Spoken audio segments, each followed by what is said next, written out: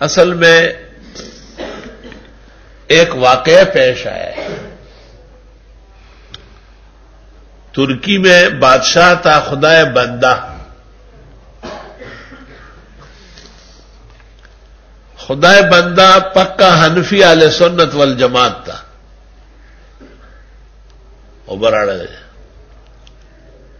اور اس نے بیوی کو 3 طلاق دی. اب بادشاہ جب ملکہ کو طلاق دے تو خانہ تو ویران ہو جائے گا. اور پریشان بہت تھا، لڑکے اور لڑکیاں بھی تھی. وہ بھی بادشاہ سے خفا ہو گئے کہ اس عمر میں ہماری ماں کو طلاق دی. بادشاہ بہت پریشان تھا. چاروں ائمہ اور ان کے اتباع نے بادشاہ کو کہا کہ گنجائش نہیں ہے، درمیان میں حلالہ کرنا پڑے گا. بادشاہ حلالے کے لیے تیار نہیں. اس زمانے میں ابن مطہر ہلی ایک بہت ناکارہ قسم کا عالم تھا، روافظ کا. بہت زبان دراز تھا، بہت مکار اور عیار تھا. وہ بادشاہ تک پہنچا اور اس نے کہا یہ تو ایسے ابو حنیفہ و مالک اور شافعی و احمد کے ڈکوسلے. اہل بیت جو اصل رسول اللہ کا گھرانہ ہے ان کے نزدیک 3 طلاق ہوتی ہی نہیں. نظام الدین شافی وہ گفتگو کے لیے آیا دربار میں. نظام الدین بہت اچھا عالم تھا اور بہت بڑا فقیہ تھا، لیکن وہ مناظر نہیں تھا اور وہ ابن مطہر ہلی کی چالاکی نہیں سمجھا. اور گفتگو کے اندر ابن مطہر ہلی غالب آیا اور ثابت کیا گیا کہ مذہب اہل بیت میں طلاقات ثلاثہ واقع نہیں ہے. لہذا بادشاہ کی بیوی دستور منکوحہ ہے اور نکاح برقرار ہے اور حلالے کی کوئی ضرورت نہیں ہے. نظام الدین شافی اتنا بڑا عالم تھا کہ ان کی شکست فاش کا سن کر علماء سارے کے سارے گھبرا گئے چاروں مذہب کے.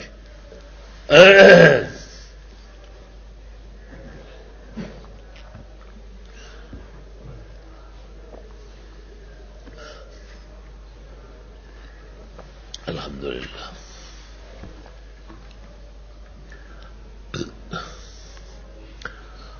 اور انہوں نے بھی ہمت ہاری. ابن مطہر ہلی کو خدائے بندہ نے شیخ الاسلام بنایا ترکیہ کا، اور خطبے سے ابوبکر عمر و عثمان کا نام نکالا اور ائمہ اطہار اہل بیت ائمہ کے نام ڈالے، اور ٹھیک ٹاک سلطنت جو ہے وہ روافظ ہو گئی. اور جہاں بادشاہ جاتا تھا ابن مطہر ہلی ساتھ ہوتا تھا، اور شاہی گھوڑوں پر اور اونٹوں پر کتب خانہ ہوتا تھا. اب ابن مطہر ہلی جو ہے اس کا تکبر اور شیطان اور بڑھ گیا. بادشاہ جب حج کے لیے گیا 725 میں تو وہاں اعلان ہوتا تھا اکفر الکفار فی الدنیا ابو حنیفہ النعمان. سب سے بڑا کافر دنیا کا ابو حنیفہ ہے. 726 میں جب اعلان ہو رہا تھا 727 میں تو شیخ الاسلام ابن تیمیہ بما تلامیذ کے ذہبی اور ابن قیم کے ابن کثیر کے آ چکے تھے، حج میں موجود تھے. اس نے کہا یہ کیا باتیں ہو رہی، اعلان کس طرح کا ہو رہا؟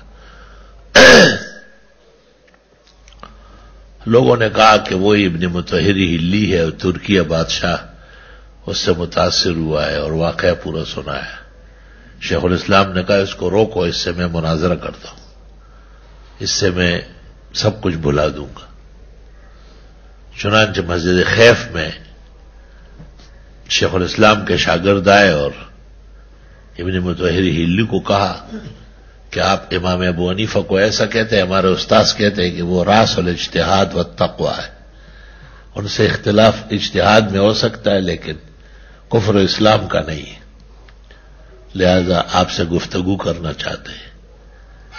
ابن مطہر ہلی کو مسجد خیف کے اندر روکا اور شیخ الاسلام نے ان کے ساتھ شرائط طے کیے کہ امام ابو حنیفہ اپنے قول سے کافر ہوگا، حنفیوں کے قول سے نہیں ہوگا.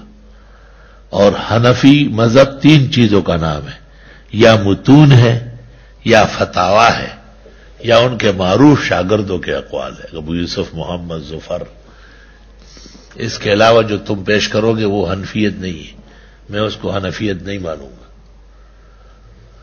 چنانچہ شیخ الاسلام نے ایک تقریر کی امام ابو حنیفہ کے فضائل پر اور ان کے مناقب پر. اس کے بعد ابن مطہر ہلی نے تقریر تو کر نہ سکا، کیونکہ نہ امام اعظم کے اقوال اس کو معلوم تھے، نہ شاگرد معروفین کے، اور نہ ہمارا متون اور فتاوا ایسا ہے، تو وہ بالکل بے بس سا ہو گیا. شیخ الاسلام نے 3 طلاق پر بھی تقریر کی اور کہا کہ اس میں اختلاف بعض صحابہ کا رہا ہے، لیکن جمہور کا مذہب وہی ہے جو 4 ائمہ کہتے ہیں. یہ فتاوا میں موجود ہے، فتاوی ابن تیمیہ میں شیخ نے لکھا ہے کہ جمہوری امت و ائمہ 4 3 طلاق کو 3 کہتے ہیں. کہتے ہیں کہ شیخ الاسلام کی گفتگو سننے کے بعد جب دیکھا گیا تو ابن مطہر ہلی اپنی نوبت پر اٹھا نہیں، دیکھا گیا تو اس کا جان نکل گئی تھی. شیخ الاسلام نے ایسا مناظرہ کیا ہے امام ابو حنیفہ اور ان کے مناقب پر. اور ڈاگئی ملا اپنی کتاب البصائر میں ان کو میں نے کہا تھا پتشتہ کہاں سے لگی ہے، اور تو نے پوری زندگی ابو حنیفہ پر قربان کی. اور مسجد خیف میں بادشاہ دوبارہ سنی ہوا، اس کا نکاح نئے سرے سے پڑھوایا گیا، اور سابقہ بیوی ان سے ہٹائی گئی ہے. ابن تیمیہ نے کوئی ہیلہ کیا، اس میں کچھ مجھے اضطراب ہے. تو شیخ کو اس وقت کہا گیا کہ یہ جو ابن مطہر ہلی ہے اس نے ایک کتاب لکھی ہے منہج الکرامہ فی منصب الامامہ. تو شیخ نے کہا کہ وہ کتاب کہیں دے دو مجھے. وہ کتاب جو دربار میں بادشاہ کے سامنے گفتگو کی تھی وہ باتیں ہیں اس میں. شیخ نے اس کا جواب لکھنا شروع کیا اور حران جا کے اس کو مکمل کیا. اسی کا نام ہے نا منہاج السنت النبویہ فی رد الشیعۃ والقدریہ. اور اس کتاب کے متعلق مورخین کہتے ہیں حری بأن یکتب بماء الذہب، اس قابل ہے کہ سونے کی روشنائی سے لکھی جائے. حری بأن یکتب بماء الذہب. د سرو زرو پس یہی نکل غواړي داسې کتاب دے منہاج السنت النبویہ فی رد الشیعۃ والقدریہ. پنجپیر مولانا صاحب رحمت اللہ علیہ کی سفارش پر سہیل اکیڈمی نے شائع کیا 2 ضخیم جلدوں میں، اور اس کے اخیر میں منہج الکرامہ لگا ہوا ہے. آج کل سعودیوں نے اس پر نئے سرے سے تحقیق کی اور 9 جلدوں میں لکھا ہے. بہت اعلیٰ اور عمدہ، اور علماء کو فری بانٹتے ہیں. مجھے بھی کافی نسخے دیے ہیں، لیکن اس سے منہج الکرامہ ہٹایا ہے. یہ اچھا نہیں کیا، منہج الکرامہ ساتھ ہونا چاہیے. میں نے کئی دفعہ دورے والوں کو کہا ہے کہ ایسی ایک کتاب ڈھونڈو، یہی منہاج السنت النبویہ فی رد الشیعۃ والقدریہ، کہ جس کے ساتھ منہج الکرامہ ہو تو وہ میری طرف سے سب کو گفٹ ہو جائے گا، ہدیہ ہوگا. لیکن پتہ نہیں ہے نہیں یا مل نہیں رہی. 9 جلدوں والی ہے. اس میں منہج، جب تک آپ منہج الکرامہ نہیں دیکھیں گے آپ کو ابن تیمیہ کے علم کا زور نہیں معلوم ہوگا. وہ تو اس کا رد ہے نا، اس کو متن بنا کے ادھر رد کر رہا ہے اس کا. یہ ہے قصہ 3 طلاق کا، اور اس 3 طلاق پر خدا بندہ برباد ہوا ہے، اور نظام الدین شافی نے سارا نقصان کیا ہے. حالانکہ وہ چې د لنګېدو نه څه تبلار به دي چې مناظره د زدانه ولا سره راتلې چې په شیعه ځان والو هسې